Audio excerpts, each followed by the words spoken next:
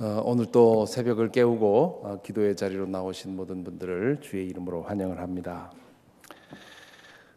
또 인터넷을 통해서 계속해서 말씀을 따라오고 있는 분들에게도 환영을 말씀을 드립니다. 두 아들의 비유를 말씀하신 다음에 예수님은 또 하나의 비유를 말씀해 주시지요.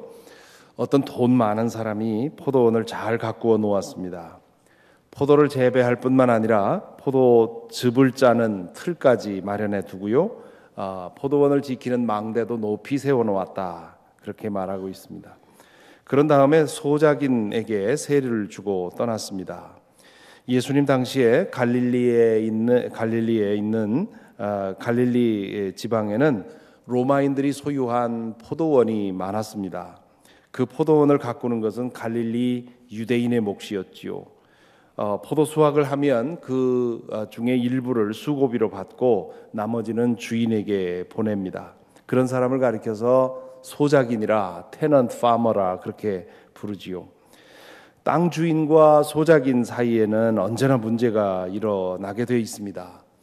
제가 어릴 적에도 동네에서 그런 광경을 가끔 보았습니다. 가령 봄철에 계약할 때 땅 주인이 올해 추수하고 나서 10가마를 수고비로 주겠다 그렇게 약속하고는 일을 시작을 했는데 가을철이 돼서 흉년이 들었다는 등 혹은 일을 제대로 하지 않았다는 등 핑계를 대면서 7가마만 주겠다 이런 식으로 말을 바꾸지요. 그러면 큰 동네 싸움이 일어납니다. 어릴 적 기억이지만 그런 일들을 보았던 기억이 있습니다. 그런데 예수님의 비유에서는 그 반대 약자가 그 고통을 당하는 것이 아니라 강자가 보통 고통을 당하는 상황이 나옵니다. 미국에서도 악한 세입자 때문에 그 착한 주인이 골치를 썩는 경우도 전혀 없지는 않은 것을 보게 되지요. 예수님의 비유에 나오는 소작인들은 상상하기 어려울 정도로 악합니다. 소작인들이 주인에게 마땅히 주어야 할 몫을 주지 않는 거지요. 게다가 주인이 보낸 3명의 종들을 하나는 때리고 하나는 죽이고 하나는 돌로 쳤다. 그렇게 되어 있습니다. 보통 사람 같으면 그 정도 소행면 직접 달려와서 혼을 내든가 아니면 로마 군에게 연락을 해서 나 대신 저들을 잡아 넣으라고 그렇게 했을 텐데 이 주인은 그렇게 하지 않지요. 꼭 참고는 또 다른 종들을 보냅니다. 이번에는 3명이 아니라 더 많은 종들을 보냈다고 되어 있지요. 그런데 소작인들은 그들에게도 또 똑같은 행동을 하는 겁니다. 이쯤 되면 주인은 더 이상 참을 수 없는 법입니다. 소작인들의 악행에 대해서 불같이 분노가 치밀어 올라 당장 달려와야 했습니다. 그런데 주인은 이번에도 참습니다.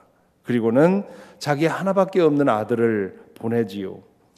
주인의 아들이 온다는 소식을 듣고서 소작인들이 궁리를 합니다. 이 사람이 상속자니까 이 사람을 죽이면 그의 유산을 우리가 차지할 수 있을 거다 생각을 한 겁니다. 당시 로마 법에 의하면 농장의 주인이 자식을 남기지 않고 죽게 되면 그 소작인들에게 소유권이 가게 되어 있었습니다. 소작인들은 그런 계산을 가지고 이 아들을 데리고 그 포도원 밖으로 나가서 죽였습니다. 여기까지 말씀하신 다음에 예수님은 대제사장들과 장로들에게 물었지요. 포도원 주인이 올 때 그 농부들을 어떻게 하겠느냐? 그러자 그들이 대답합니다. 그 악한 자들을 가차없이 죽이고 제때에 소출을 바칠 다른 농부들에게 포도원을 맡길 것입니다. 이렇게 대답할 때까지 그들은 그 비유가 자기들에 관한 이야기인 줄 몰랐습니다. 그들의 대답에 예수님은 이렇게 말씀하시지요. 너희는 성경에서 이런 말씀을 읽어본 일이 없느냐? 집 짓는 사람이 버린 돌이 집 모퉁이의 머릿돌이 되었다. 이것은 주님이 하신 일이요 우리 눈에는 놀라운 일이다. 그러므로 나는 너희에게 말한다. 하나님께서는 너희에게서 하나님 나라를 빼앗아서 그 나라의 열매를 맺는 민족에게 주실 것이다. 이 돌 위에 떨어지는 사람은 부스러질 것이요 이 돌이 어떤 사람 위에 떨어지면 그를 가루로 만들 것이다. 성경에 보면 44절이 괄호로 묶여 있지요. 이것도 역시 어제 두 아들의 비유에서 본 것처럼 사본상의 차이 때문에 생긴 것입니다. 이 구절이 어느 사본에는 있고 어느 사본에는 없는데요. 이 구절이 확실하게 원본에 있었는지 없었는지 결론을 낼 수 없기 때문에 그래서 괄호로 묶어놓은 거지요. 우리 가지고 있는 성경은 이만큼 정직합니다. 그 있는 그대로 사실을 드러내고 있지요. 어쨌거나 이 말씀을 듣고 나서 대제사장들과 장로들은 이 비유가 자기들을 두고 만든 것임을 알게 되지요. 그동안은 대제사장들과 장로들이라 그렇게 했는데 45절에 보면 대제사장들과 바리새파 사람들이라 그렇게 말을 바꿉니다. 여기서 장로들이 바로 바리새파 율법학자들을 가리키기 때문에 그렇습니다. 그들은 그 악한 자들을 가차없이 죽이고 제때의 소출을 바칠 다른 농부들에게 포도원을 맡길 것입니다. 이렇게 예수님에게 대답했는데 그게 실은 자기 자신들에 대한 심판을 선언한 것을 알고 분통이 터졌을 것입니다. 구약 성경을 아시는 분들은 잘 알겠습니다만은 이 비유는 이사야서 5장에 나오는 포도원의 노래를 이야기로 만든 것입니다. 그 옛날 하나님께서는 예언자 이사야를 통해서 이렇게 말씀을 하셨습니다. 5장 1절부터 2절에 보면 내가 사랑하는 이에게 노래를 해주겠네. 그가 가꾸는 포도원을 노래하겠네. 그가 사랑하는 사람은 기름진 언덕에서 포도원을 가꾸고 있네. 땅을 일구고 돌을 골라내고 아주 좋은 포도나무를 심었네.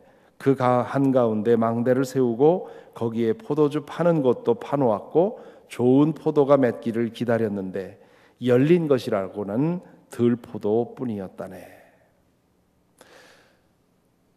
들포도밖에는 맺질 않아서 그러면 포도원 주인이 어떻게 하겠느냐 하면서 하나님께서 이스라엘과 유다를 심판하실 수밖에 없는 이유를 그 이후에 쭉 말씀을 하고 있습니다. 예수님은 이 비유를 그 시대 상황에 맞게 바꾸시지요. 포도원의 노래에서는 문제가 포도나무들이 들포도를 맺는 것이 문제로 되어 있습니다. 반면에 예수님의 비유에서는 포도원을 맡아 가꾸는 소작인들이 문제입니다. 포도나무들은 열매를 잘 맺고 있는데 그것을 맡은 농부들이 포도원 주인의 몫을 주지 않으려고 하고 주인의 몫을 받으려고 온 종들을 박해하고 살해했습니다. 그리고 마침내는 그 주인의 아들까지도 죽게 하지요. 그러므로 이 비유의 칼날은 유다 백성이 아니라 그들의 지도자들을 향해서 있었습니다. 포도원 주인은 하나님을 의미하고요. 포도원은 이스라엘 백성에게 주어진 선민으로서의 특권을 의미합니다. 포도원을 가꾸고 그 열매를 거두어 드릴 책임을 맡은 소작인들은 지도자들을 가리키지요. 대제사장, 제사장, 그리고 율법학자들 이런 사람들을 가리킵니다. 그들은 이스라엘 백성이 거룩한 제사장의 나라가 되도록 백성을 지도하고 섬겨야 했습니다. 이스라엘을 선민으로 선택한 이유는 그들을 통해서 만민을 구원하시기 위함이었습니다. 그렇게 되려면 이스라엘 백성이 거룩한 백성으로 살아야 했습니다. 그리고 그렇게 됐을 때 그 영광을 자신들이 갖는 것이 아니라 하나님에게 돌려야 했지요. 하지만 그들은 자신들의 명예와 영광과 권력과 부만을 위해서 일했던 것입니다. 하나님은 안중에도 없었습니다. 주인이 종들을 보내서 주인의 몫을 요구했다는 말은 하나님께서 예언자들을 보내셔서 지도자들에게 하나님께로 돌아서고 하나님의 주권을 인정하고 하나님의 영광을 위해서 일하라고 깨우치셨다는 뜻입니다. 실로 구약 성경에 기록되어 있는 예언자들의 예언들은 하나같이 이스라엘의 백성과 지도자들의 회개를 요구하고 있습니다. 거룩한 제사장의 나라로 택함 받은 것을 기억하고 거룩하고 의롭게 살라고 깨우쳤습니다. 하지만 백성의 지도자들은 예언자들을 배척했지요. 예수님은 소작인들이 종들을 하나는 때리고 하나는 죽이고 하나는 돌로 쳤다고 하는데 구약 성경에 나오는 예언자들은 하나같이 고난을 당했습니다. 가장 대표적인 사람이 예언자 예레미야인데요. 예레미야는 얼마나 고통을 받았든지 한때 그런 말도 했습니다. 내가 태어난 날이 저주를 받았어야 했는데 내가 왜 태어나서 이 고통을 당하는가? 내가 태어났을 때 당신 아들이 태어났소 하고 밭에서 일하던 내 아버지를 향해서 달려가며 소식을 전해준 그 사람에게 저주가 있을지어다. 그렇게까지 얘기할 정도로 어마어마한 고난을 당했지요. 예수님의 비유에는 항상 이상한 점이 있고요. 그리고 거기에는 요점이 있을 때가 많습니다. 이 비유에도 이상한 점이 하나 있지요. 포도원 주인이 이상하리만큼 오래 참는 것입니다. 상식적으로 이해할 수가 없지요. 당시 상황으로 보면 주인은 당장 돌아와서 소작인들을 처벌하거나 아니면 로마군에게 연락해서 조치를 취할 수 있었습니다. 어찌할 수 있는 방법이 없어서 참은 것이 아니라 충분히 어떤 일이라도 할 수 있는데도 참았습니다. 참 이상한 일이지요. 보낸 종이 죽거나 다쳐서 돌아오면 얼마 있다가 또 다른 종들을 보냅니다. 그렇게 하다가 마침내 하나밖에 없는 아들까지 보내지요. 그것이 마지막 수단이었습니다. 이 즈음이면 짐작할 수 있습니다. 그 아들은 예수님 자신을 말하는 것입니다. 그들은 예수님을 포도원 바깥으로 끌고 나가 죽입니다. 그것처럼 예수님도 예루살렘 성 바깥에 있는 골고다에서 죽임을 당하십니다. 예수님은 이 비유를 통해서 하나님이 얼마나 오래 참으셨는지를 암시하십니다. 그들에게 얼마나 많은 기회를 주셨는지, 그들이 얼마나 집요하게 하나님의 호소와 요청을 거부했는지를 암시하십니다. 당신이 오신 것이 마지막 기회라는 사실도 암시하시지요. 주님은 그들이 결국 자신을 죽음에 넘겨줄 것을 아셨습니다. 주님께서 예루살렘에 이르신 것은 그들에게 최후의 선택을 하도록 몰아세우기 위한 것이었습니다. 하나님께서 가장 바라시는 것은 그들이 돌아서서 그 하나님을 다시 하나님께 순종하는 것이지만 그렇게 하지 않을 가능성이 더 컸지요.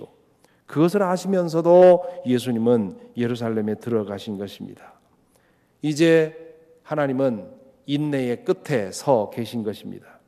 이제 이 벼랑 끝에서 이 유대인들이 돌아서느냐 아니면 벼랑으로 떨어지느냐 둘 중에 하나를 선택해야 했습니다.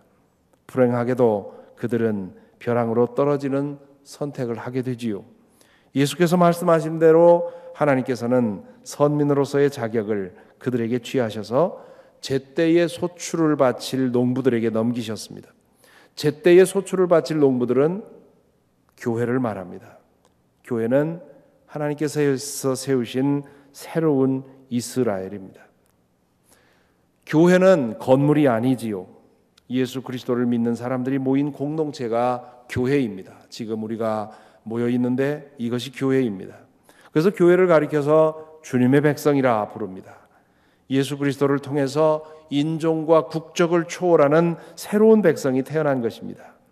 예수를 믿는 사람들은 자신이 속한 나라를 위해서 충성을 바쳐야 하지요. 우리 조국을 위해서도 일해야 하고 또 우리가 사는 미국을 위해서도 일해야 하지만 이 땅의 나라보다 더 궁극적이고 영원한 조국이 우리 그리스도인들에게는 있습니다. 그러므로 때때로 믿는 사람들은 자신이 속한 국가의 이익을 넘어서서 하나님 나라를 위해서 일해야 되는 것입니다.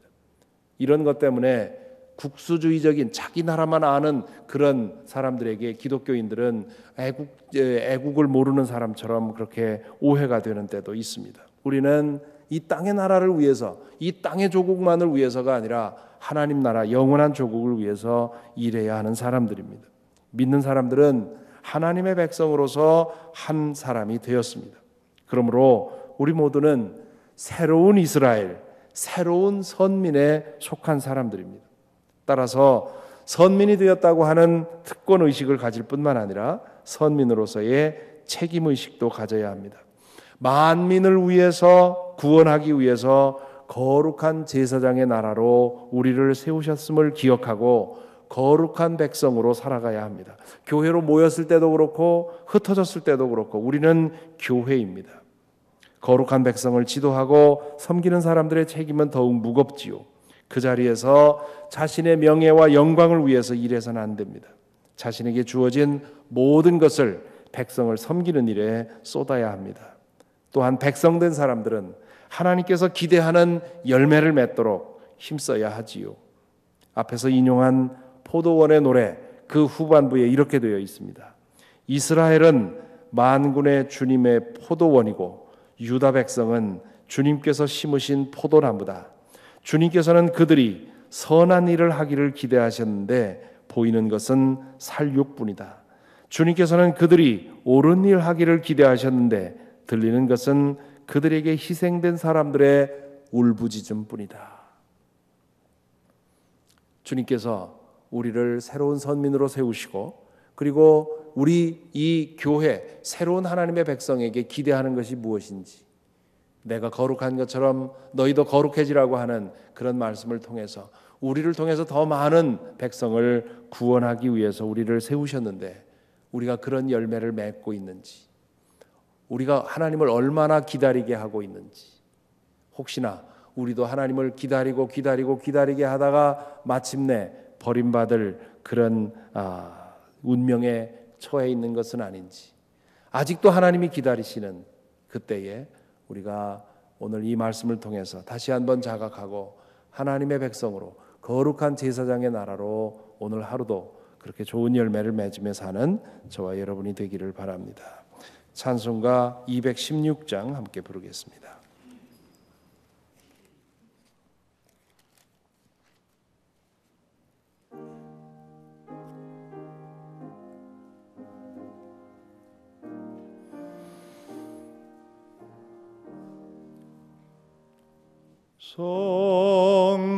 성자의 귀한 몸 나를 위하여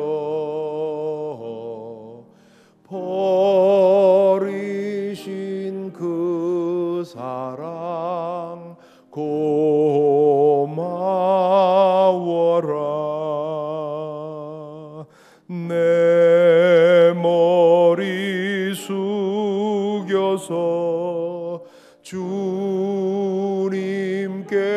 비는 말, 나 무엇 주님께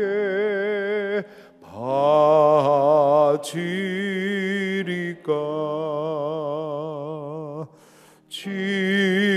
지금도 날 위해 간구하심,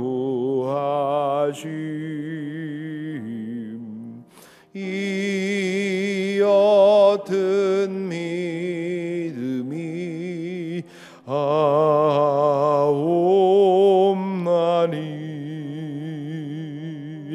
주님의 참사랑 고맙고 놀라와 찬송과 기도를 쉬지 않네. 주님의 십자가 나도 지고 신실한 믿음과 마음으로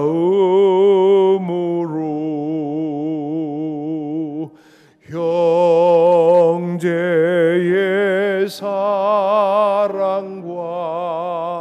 친절한 위로를 네게 나 베풀게 하옵소서. 만 가지 은혜를 받았으니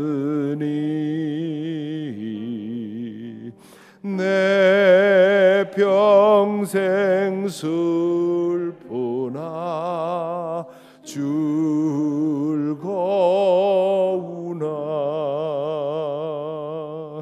이 몸을 온전히 주님께 바쳐서 주님만 위하여 늘 살겠네.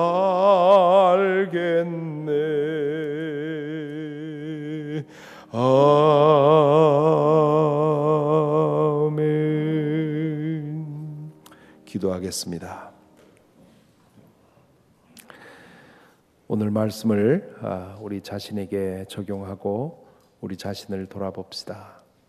우리는 거룩한 제사장의 나라로 선택받은 그 부름받은 우리의 사명을 기억하고 있습니까? 우리는 제때에 바칠 소출을 주님에게 바치고 있습니까?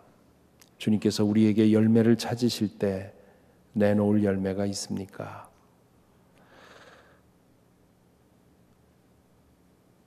우리 자신을 돌아보면서 우리가 거룩한 제사장의 나라로 온전히 살아갈 수 있도록, 우리 교회가 거룩한 제사장의 나라 하나님의 백성으로서 우리에게 주어진 사명을 다할 수 있도록, 또한 내가 하나님의 백성으로서 이 세상에 나아가 그렇게 선한 열매를 맺으며 거룩한 열매를 맺으며 살 수 있도록, 그리하여 나를 통해서 더 많은 사람들이 주님의 영광을 볼 수 있도록 그렇게 살아가야 할 것입니다. 우리에게 그런 삶이 있습니까? 주님께서 오늘 비유에서 말씀하신 것처럼 우리 하나님은 참으며 기다리시며 인내하며 second chance, third chance, 우리에게 끊임없이 기회를 주시며 기다리시는 분입니다. 하지만 언제까지나 그 기회가 남아있는 것은 아닙니다. 주님께서 우리에게 기회 주실 때 더 늦기 전에 돌아서서 회개하고, 주님, 이제 내가 주님의 백성으로 살겠습니다. 나에게서 주님의 그 선한 열매가 맺어지기를 원합니다.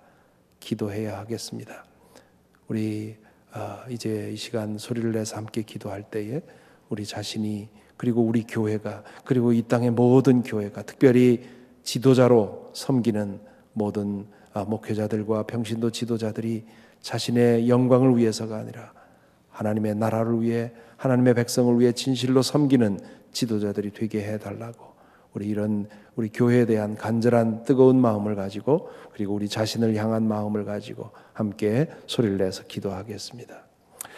아버지 하나님, 우리에게 은혜를 허락하시고 부족하지만 우리를 불러주시고 복음 안에서 하나님의 거룩한 백성으로 우리를 삼아주신 것 감사합니다. 아버지 하나님, 거룩한 제사장의 나라로 우리를 불러주시고 세워주셨는데, 아버지 하나님, 우리가 그 열매를 제대로 맺지 못하고 있는 것을 이 시간 발견합니다. 오 주님이여, 저희를 모두를 함께하여 주시옵소서. 우리 모두를 붙들어 주셔서 진실로 우리의 삶 속에 주님께서 찾으시는 열매가 있도록 주님 인도하여 주옵소서. 거룩한 제사장의 나라로 살아갈 수 있도록 주님 인도하여 주시옵시고, 주여, 내가 거룩한 것처럼 너희도 거룩하라고 했는데, 아버지 하나님, 우리가 가정에서, 직장에서, 이 세상 어디를 가든지 주님 거룩한 주님의 빛을 비추어 주님 너희의 선한 행실을 통해 아버지께 하나님께 영광을 돌리라고 한 그 뜻을, 주님 그 말씀을 이룰 수 있도록 인도하여 주옵소서. 오 주님, 우리의 부족함을 주님 앞에 부끄럽게 고백합니다. 아버지 하나님, 우리가 주님의 그 인내하심, 주님의 기다리심을 주님 만홀히 여겼다는 것을 기억해 주님 앞에 인정합니다. 아버지 하나님께서 기다리실 때에, 우리에게 더 기회를 주실 때 저희로 하여금 주님 더 깨닫게 하시고 더 자각하게 하시고 더 온전히 살아가도록 인도하여 주옵소서. 우리 교회를 위해서 기도합니다. 주님, 하나님의 거룩한 제사장의 나라로서 우리 교회가 하는 모든 일을 지켜주시고 인도하여 주옵소서. 우리 교회가 행하는 모든 일을 통해서 진실로 하나님 이곳에 살아계시다고 하는, 진실로 예수 그리스도를 따르는 자들이라고 하는 그런 인정을 받을 수 있도록 인도하여 주시옵시고, 하나님, 이 세상 사람들이 하나님의 영광을 보는 교회가 될 수 있도록 인도하여 주옵소서. 이 땅에 있는 모든 교회들을 위해 기도합니다. 이 땅의 모든 교회들을 섬기는 교역자들을 위해 기도합니다. 평신도 지도자들을 위해 기도합니다. 아버지 하나님, 자신의 영광을 위해서가 아니라, 자신의 이익을 위해서가 아니라, 자신의 권력욕을 위해서가 아니라 진실로 모든 것을 내려놓고 하나님의 영광을 위해, 하나님 나라를 위해 섬기는 자들이 될 수 있도록 주님 인도하시고 붙들어 주시옵소서. 오늘 우리 공동 기도 제목은 버지니아 연회 조영진 감독님, 그리고 버지니아 연회에 속한 2000여 교회를 위해서 기도해야 하겠습니다. 조영진 감독님, 특별히 3월과 4월은 파송을 결정하는 아주 중요한 기간입니다. 이 기간 동안에 옮겨가는 목회자들, 또 새로운 목회자를 받는 교회들, 이 모든 파송이 인간의 생각과 정치적인 고려에 의해서 되는 것이 아니라 진실로 기도하는 마음으로 되어서 이 파송을 통해서 올해도 교회마다 살아나는 역사가 있도록 기도해 주시고요. 또한 우리 버지니아 연회에 속한 우리 연합 감리교회들 있습니다. 가나교회, 버지니아 한인교회, 성가교회, 성마가교회, 세빛교회, 엠마오교회, 시본교회, 워싱턴 제1교회, 이 교회들 우리가 마음에 품고 우리 형제자매 교회입니다. 이 교회들이 힘을 얻고 오늘 우리가 기억한 것처럼 하나님의 거룩한 제사장의 나라로서 발돋움할 수 있도록 우리 함께 기도하기 바랍니다. 이 시간 소리를 내서 다시 한번 우리 큰 기도의 제목을 놓고 함께 기도하십시다. 아버지 하나님, 우리 버지니아 연회를 축복하셔서 주께서 이 연회 속에 많은 교회들을 허락하시고, 아버지 하나님 또한 이 교회를 세워서 섬기기 위해 당신의 종을 세워주시니 감사합니다. 당신의 종 조영된 감독님을 붙들어 주시옵시고, 아버지 하나님 그의 건강과 그의 영혼과 그의 마음을 주님 인도하여 주옵소서. 특별히 이제 3월과 4월 교회의 파송 문제를 놓고 끊임없이 기도하고 고민하고 회의를 하게 됩니다. 아버지 하나님, 그 지치도록 힘든 그 일을 붙들어 주시옵시고, 올해도 이루어지는 모든 파송을 통해서 교회마다 새 힘을 얻도록 인도하여 주시고, 목회자마다 새로운 꿈을 가지고 새로운 비전을 가지고 목회할 수 있도록 주님 인도하여 주시고 붙들어 주옵소서. 그 어떤 정치적인 고려도 있지 않게 하여 주시옵시고, 아버지 하나님, 오직 하나님 나라를 위한 마음과 오직 교회를 위한 마음으로 모든 파송이 이루어질 수 있도록 주님 인도하시고 붙들어 주옵소서. 우리의 형제 자매 교회들을 위해서 기도합니다. 가나교회를 위해 기도합니다. 버지니아 한인교회를 위해 기도합니다. 주님, 성가교회, 성마가교회를 위해 기도합니다. 세빛교회를 위해 기도합니다. 주님, 엠마오교회, 시본교회를 위해 기도합니다. 워싱턴 제1교회를 위해 기도합니다. 주님이여, 이 교회들을 주께서 든든한 손으로 붙잡아 주셔서 아버지 하나님, 이 교회들을 통해서 주님께서 영광 받아 주시옵소서. 특별히 어렵고 힘겨운 가운데 아버지와 발돋움하기 위해 힘쓰는 교회들이 많이 있습니다. 주님께서 이 땅에 은총을 베풀어 주시옵시고, 이 교회들을 잡아 주셔서 아버지 하나님은 올 한 해 동안에는 발돋움할 수 있도록 인도하여 주시옵시고, 아버지 주님께서 주시는 능력으로서 그 사명을 감당해내는 교회들이 될 수 있도록 인도하여 주옵소서. 아버지, 섬기는 목회자들 주님 한 사람 한 사람을 붙들어 주시옵시고, 하늘로부터 능력을 내려 주셔서 아버지 하나님, 인간적으로는 힘들지만 그러나 주님께서 주시는 능력으로서 그 모든 일을 감당하고도 남을 수 있도록 주님 인도하여 주시옵소서.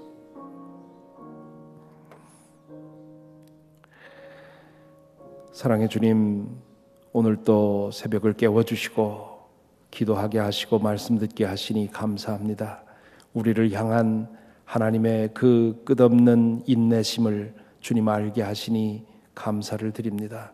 그 사실을 알고 부끄럽습니다. 주님, 저희로 하여금 주님을 더 기다리지 않게 하게 하시고, 아버지 하나님, 아직 주님께서 기다리실 때 우리가 돌아서게 하여 주시옵시고, 우리가 우리의 삶을 통해서 주님께서 기대하시는 열매를 맺는 일, 그 일에 우리의 마음을 쓰며 살아가도록 인도하여 주시옵소서. 이 땅의 모든 교회들을 위해 기도합니다. 그 교회들을 섬기는 지도자들을 위해 기도합니다. 주님이여 종으로 부름받았다는 사실을 잊지 않게 하여 주시옵시고 종으로 섬김으로 말미암아 이 땅의 모든 교회들이 성결하게 회복되게 하여 주시옵시고 주의 영광을 드러내도록 인도하여 주시옵소서. 오늘 하루도 기도로 시작했으니 주님 이 하루를 주님 앞에 바칩니다. 오늘 우리의 모든 일거수일투족을 주님께서 다스려 주시옵시고 우리의 마음의 모든 생각과 입술의 모든 말과 우리의 모든 손과 발의 행동이 주님께 향기로운 제물로 연락되는 오늘 하루가 되도록 주님 온전히 지켜보호하여 주옵소서. 우리 주 예수 그리스도 이름으로 기도하옵나이다. 아멘.